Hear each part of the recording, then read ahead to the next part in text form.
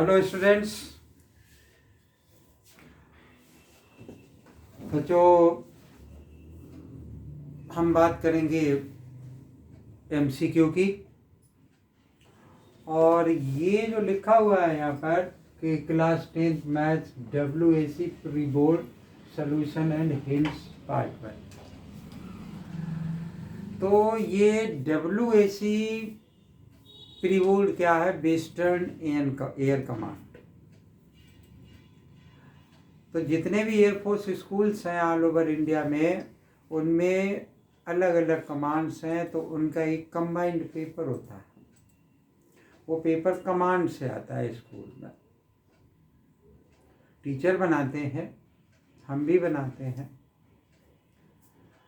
तो वो paper pre board से यानी फर्स्ट टर्म एग्जाम से पहले कंडक्ट हो गया। तो उसका ये सलूशन मैं बता रहा हूँ। अब जैसे एनुअल एग्जाम होगा तो उससे पहले भी ये आएगा। तो ये पेपर जो होता है वो एक तरीके से क्या होता है, एक प्रैक्टिस पेपर होता है। जैसे प्री बोर्ड होता है उसी तरीके से क्या है कि ये एक प्रैक्टिस पेपर है। तो वो स्टूडेंट जो एयरफोर्स स्कूल से नहीं है वो इस WAC को नहीं समझते हैं।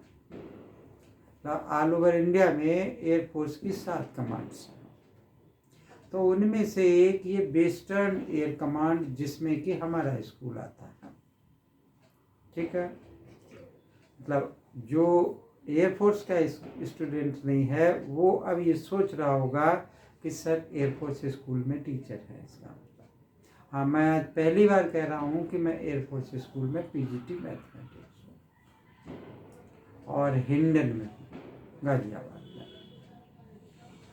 तो उसका ये जो पेपर हुआ था उसका मैं ये सलूशन आपको करके बताऊंगा।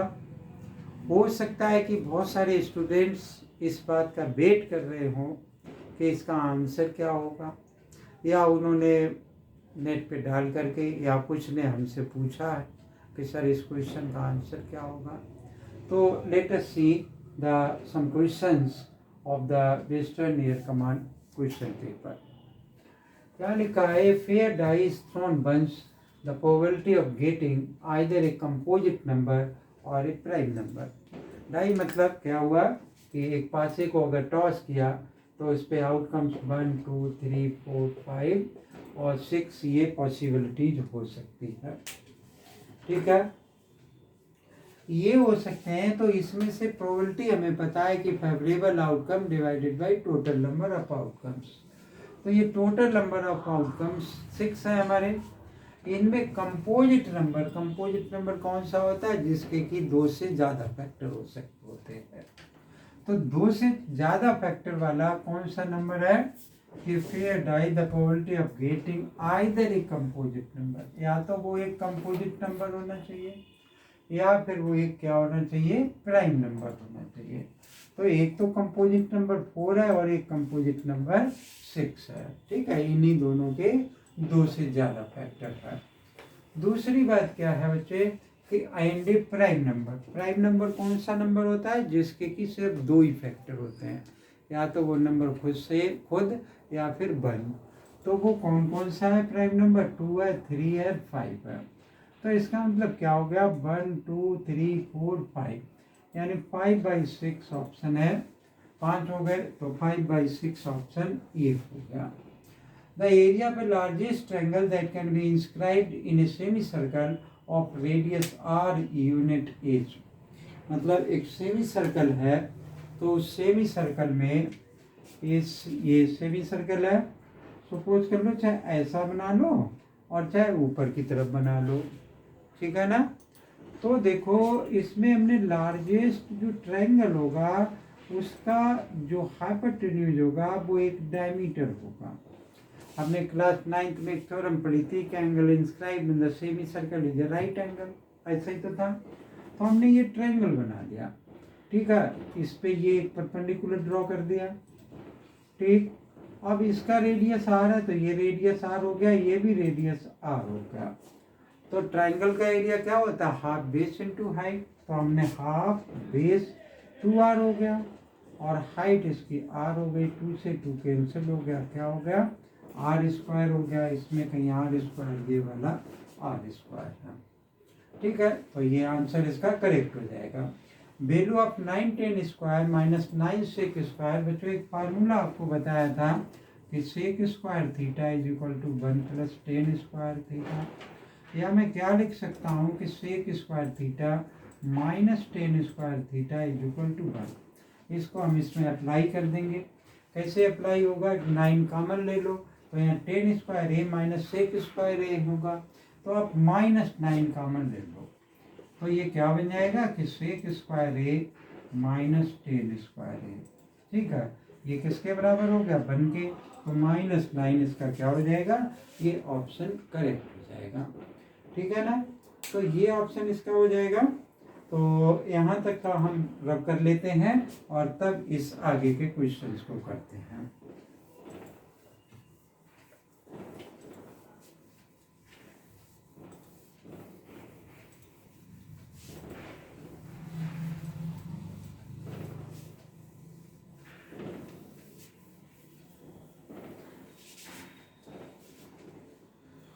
देखो क्या है कि क्वेश्चन नंबर 4 कह रहा है कि एक ट्रायंगल ABC है, ये बना लिया ट्रायंगल ABC। दूसरा ट्रायंगल DEF है और दोनों ही सिमिलर हैं।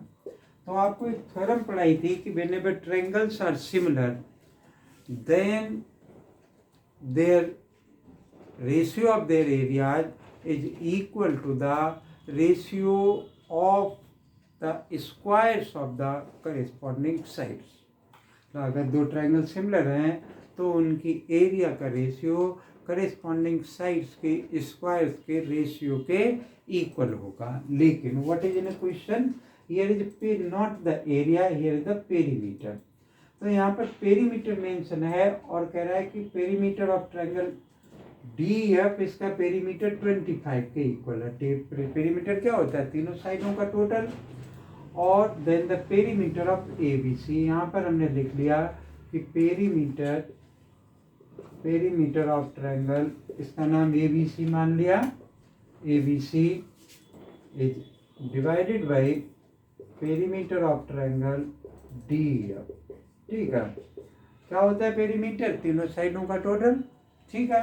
तो ये ऊपर वाले का पेरीमीटर निकालना, उसको x मान लिया। यहाँ पर बच्चे क्या होता है कि पेरीमीटर का अगर रेशियो दे रखा है तो करेस्पॉन्डिंग साइड्स के रेशियो के वो बराबर होता है। तो मुझे इसने कौन कौन सी साइड दे रखी है, एक तो AB दे रखी है 9.1 और दूसरी D दे रखी है 6.5, तो ये 6.5। तो इसका पेरीमीटर डिवाइडेड बाय इसका पेरीमीटर इज इक्वल टू, तो ABC का पेरीमीटर मुझे फाइंड आउट करना है और DEF का पेरीमीटर इसमें 25 गिवन है और साइड कौन सी हमें गिवन है, AB अपान में DE। तो इनकी वैल्यू डाल दें, 25, AB की वैल्यू हमें कितनी गिवन है 9.1 और D 6.5। इससे ये कैंसिल हो गया, 13 से कैंसिल हो जाएगा, 13 5 जा और फिर 5 5 जा हो गया, ये x इज इक्वल टू 35। तो 35 इसमें कहीं पर होगा, तो ये ऑप्शन इसका क्या होगा, करेक्ट ऑप्शन होगा, ठीक है। तो बच्चों जो WAC का वैसे पेपर होता है वो हमारे बोर्ड वाले पेपर से स्लाइटली टफ होता है। क्यों होता है, क्योंकि ये just like a pre board हुआ करता है, इस वजह से।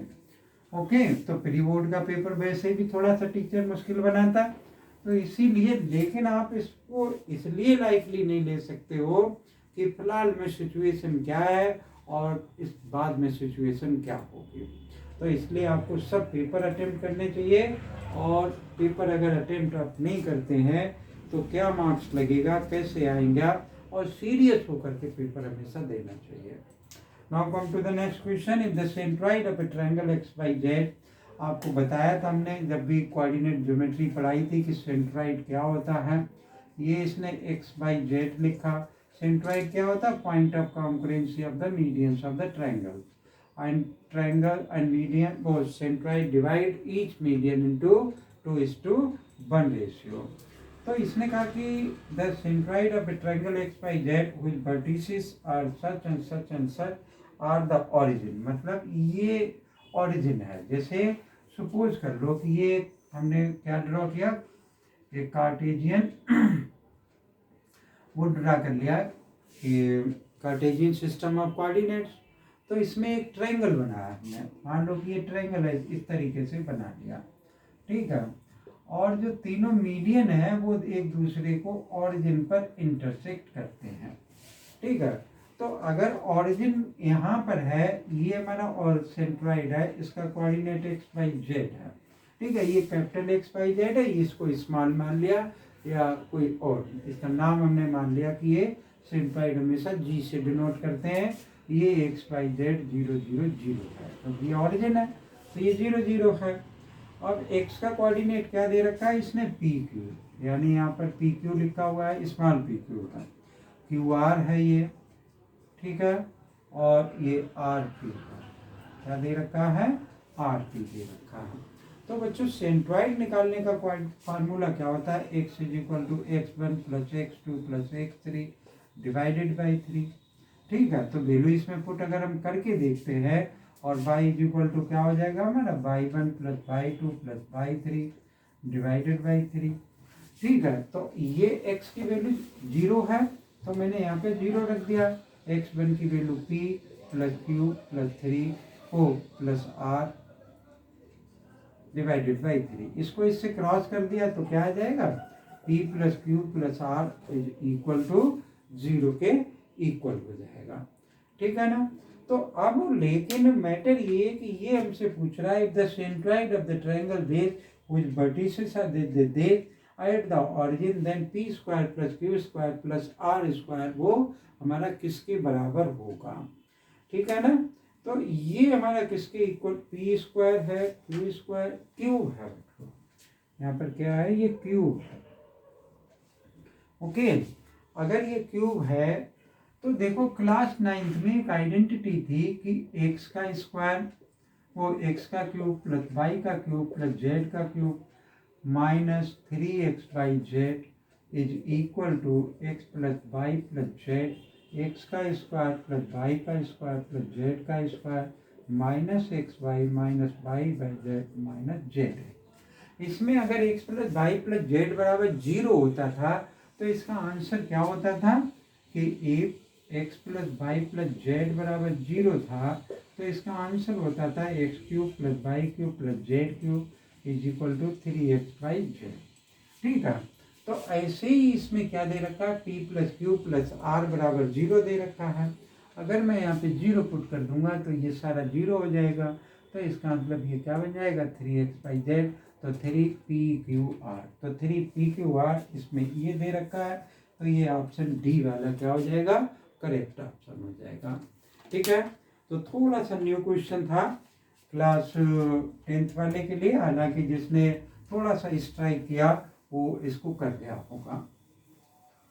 और आगे देखते हैं, pause the video and copy it, then we will do the some more questions.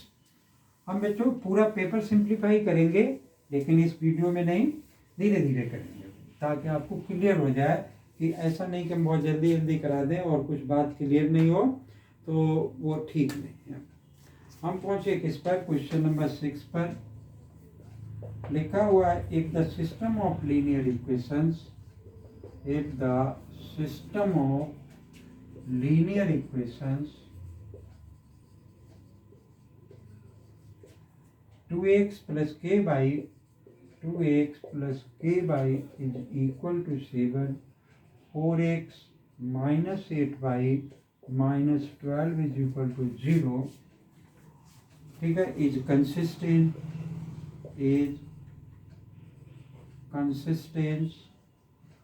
and independent, ठीक है। then the value of k is, then the value of k is, क्या दे रखा है इसने, a is equal to 4, b is equal to a is equal to -4, c is equal to all real numbers all real number except 4 6। D में दे रखा है कि all real numbers accept -4 ठीक है, ये बात हमें गिवन है। तो ये जो है इसमें क्या आंसर इसका होगा?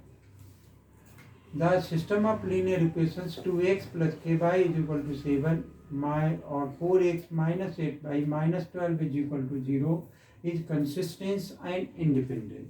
तो बच्चों हमने डिपेंडेंट तो वर्ड पढ़ाया है लेकिन इंडिपेंडेंट नहीं पढ़ाया, ठीक है ना।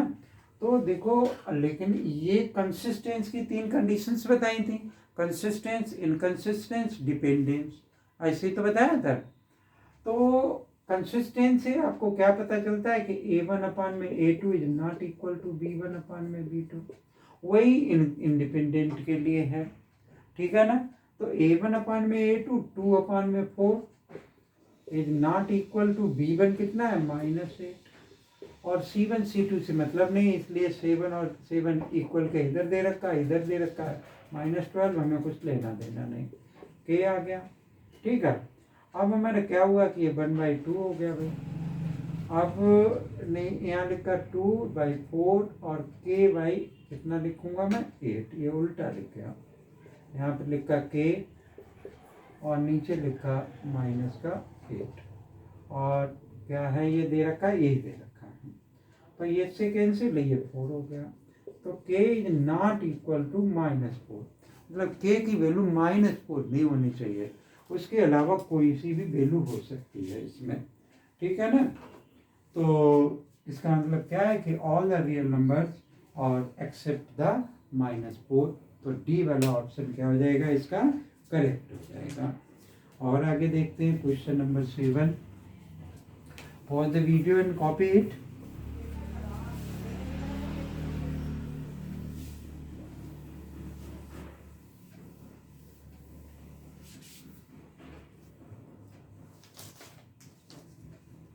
क्या दे रखा है ये कि the graph of x² - 1, the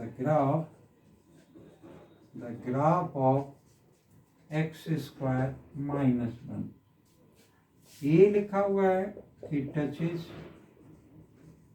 x axis 80 point, ठीक है। बी में दे रखा है इंटरसेक्ट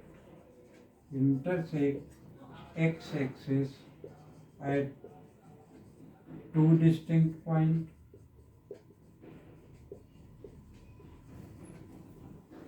और सी में दे रखा है कि neither touches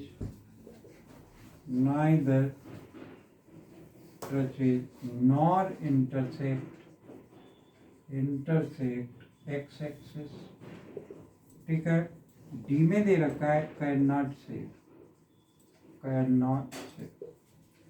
तो देखो बच्चों, ये वैसे तो चैप्टर सेकंड से रिलेटेड, वैसे क्या ये चैप्टर सेकंड से रिलेटेड है, तो मैंने आपको बताया होगा कि जो हम चैप्टर सेकंड हमने पूरा चैप्टर करा रखा है, जीरोज बताए, रिलेशंस बताया, क्यूबिक पॉलिनोमियल बताया, एक्सरसाइज कराई, एक्स्ट्रा क्वेश्चन कराए, 2-3 वीडियो MCQ की भी इसमें अपलोड कर रखी है।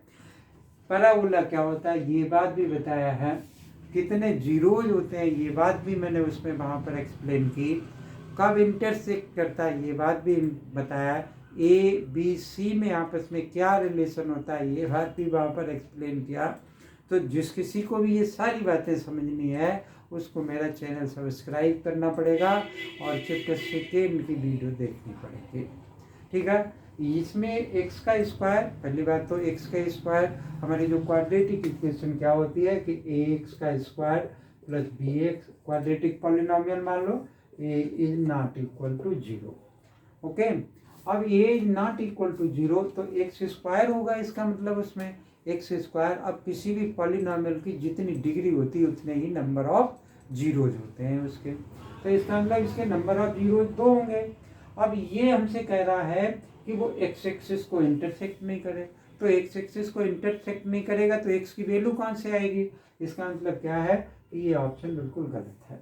ठीक है, और चूंकि ये ऐसा भी नहीं दे रखा है कि जिसकी वैल्यू ना निकाली जा सकता ही हो, वैल्यू निकाली जा सकती है। ए स्क्वायर माइनस बी स्क्वायर की आइडेंटिटी इसमें लगा करके ए प्लस वो एक्स प्लस 1 और एक्स माइनस 1 ये लिखा जा सकता है। तो एक्स की दो आंसर्स हो जाएंगे, एक -1 और एक 2, वो -1 और एक 1। तो अगर हम इसका ग्राफ प्लॉट करेंगे तो वो कहाँ से आएगा भाई, एक तो ये -1 पे इंटरसेक्ट करेगा और एक 1 पर इंटरसेक्ट करेगा। ये हमें पता है कि इस अगर डिग्री 2 है तो वो क्या बनेगा, एक पैराबोला बनेगा। तो वो 2 पॉइंट पर इंटरसेक्ट करेगा, 2 सॉल्यूशंस होंगे, ये बात हमें मालूम है।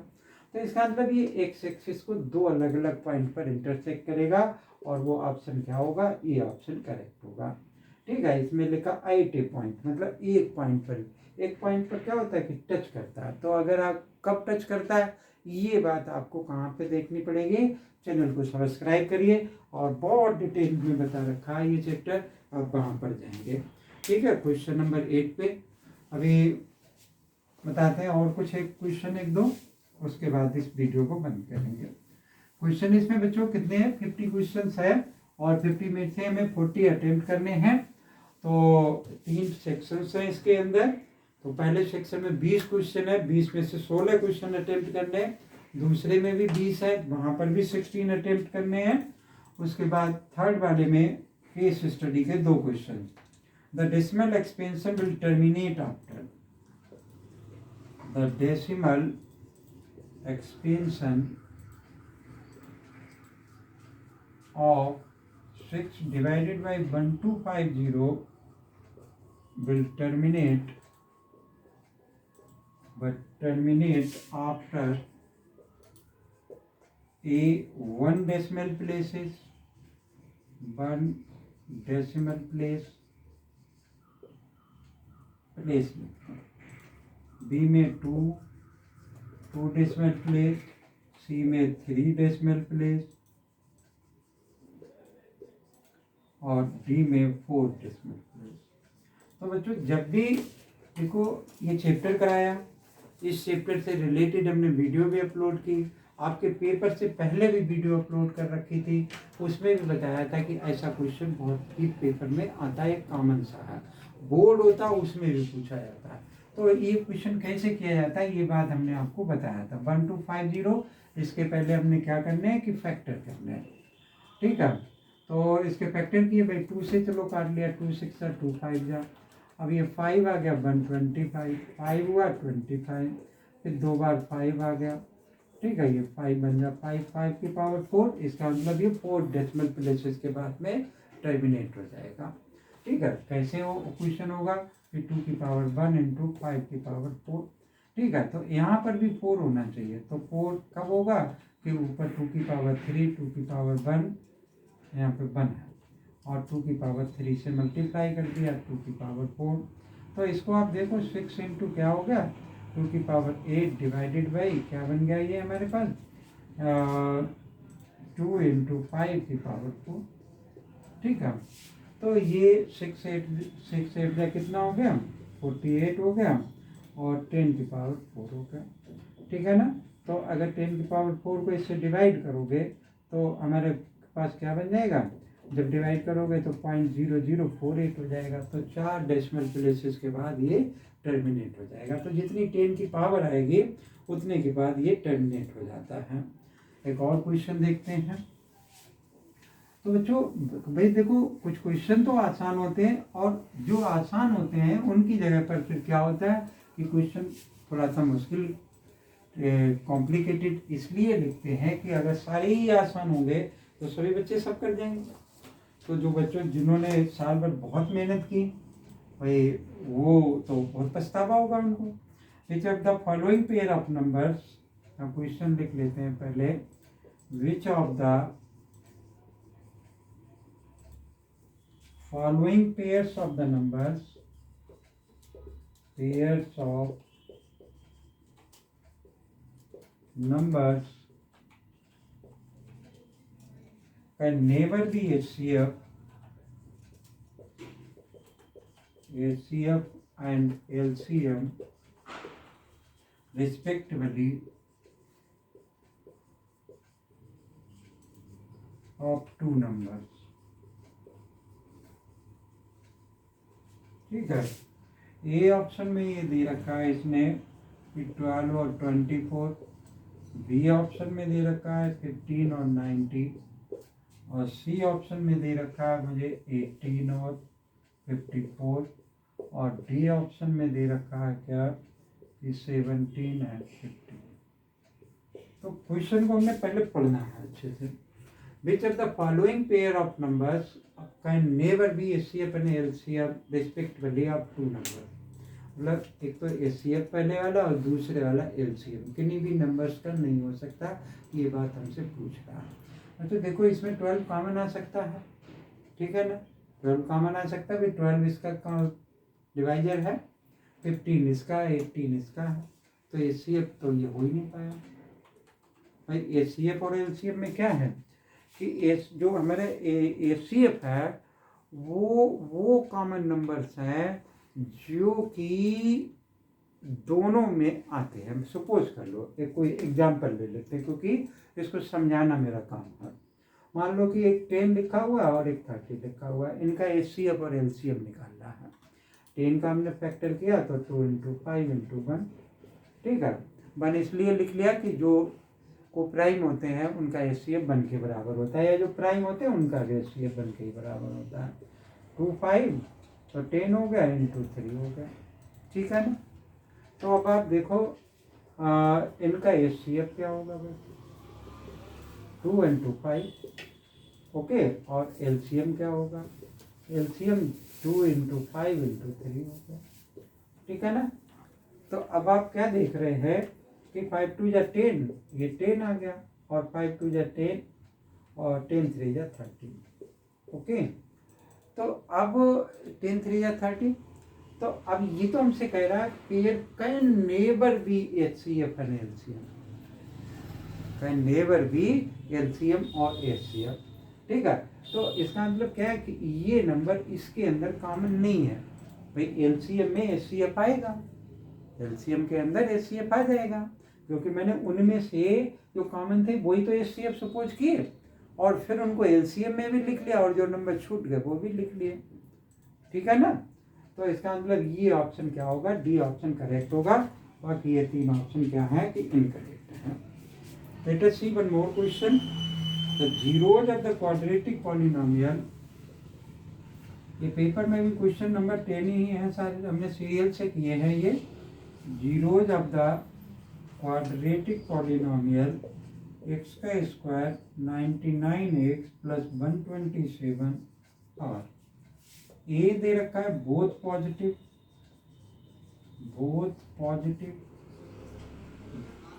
बी में दे रखा है 1 पॉजिटिव 1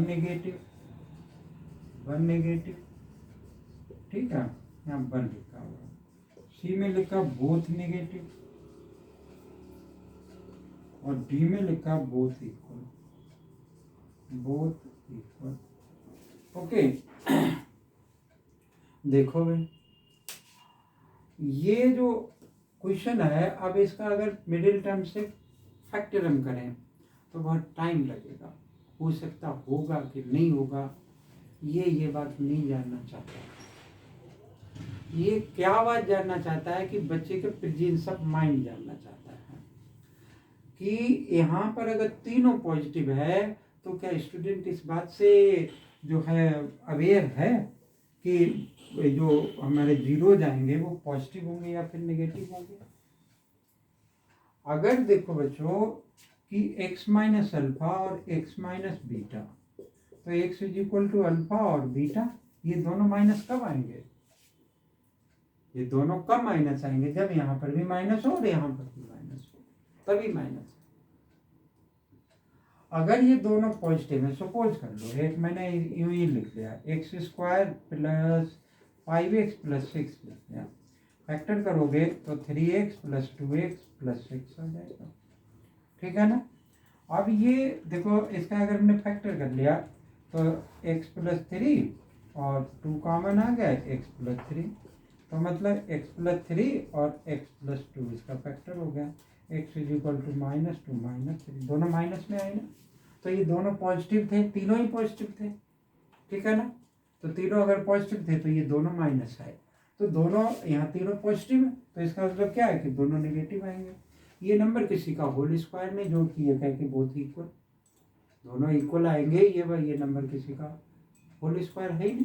तो अगर ये होल स्क्वायर होता तो हम विचार करते इस बात पर। उसमें भी क्या होता है कि पॉजिटिव होता है, नेगेटिव होता है।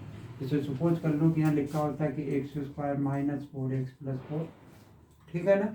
ये किसका होल स्क्वायर है, एक्स माइनस 2 का होल स्क्वायर है, एक माइनस, तो दोनों क्या हो जाएंगे, 2 2 हो जाएंगे, ठीक है ना। तो इस तरीके से ये बच्चों हो सकता है, या यहाँ पर प्लस होता है तो यहाँ पर प्लस हो जाता है, तो दोनों माइनस 2 2 हो जाता। तो यहाँ पर ये नंबर किसी का होल स्क्वायर नहीं है, इसलिए हम इस पर विचार नहीं कर सकते। तो हमारा कौन सा ऑप्शन, सी ऑप्शन क्या हो गया, करेक्ट हो गया। तो बच्चों ये हमारे इस क्वेश्चन पेपर के 1 से लगा करके 10 तक के क्वेश्चंस थे, ठीक है, जिनका कि ये सोल्यूशन था। आगे के 10 से लगा करके 20 तक का आप दूसरे वाले वीडियो में देखेंगे। एक तरीके से मैं आपको बताऊंगा। ओके, तो अगर ये वीडियो अच्छी लगे आप इसको लाइक करें, चैनल अगर सब्सक्राइब नहीं कर रखा आप चैनल को सब्सक्राइब कर लें। और आपको ये लगता है कि अभी आपको दिक्कत हो रही है तो जो हमारा डिस्क्रिप्शन बॉक्स है उसमें मेरा सारी इन्फॉर्मेशन दे रखी है कि आप मेरे से कैसे कांटेक्ट कर सकते हो, क्योंकि मैं ऑनलाइन क्लासेस भी लेता हूँ। ओके, आप मेरे से कांटेक्ट कर सकते हो। थैंक यू, जय हिंद।